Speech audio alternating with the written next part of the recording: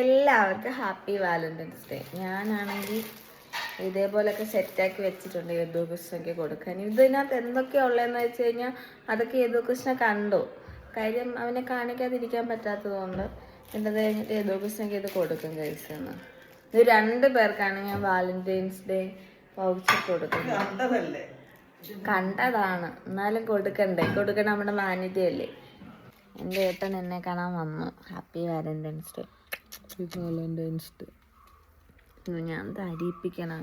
അവൻ്റെ ഉമ്മ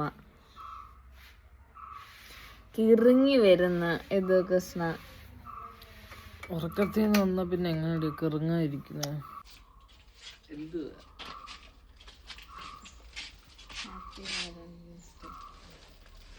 പൂവൊക്കെ വാടിയതാണല്ലോ.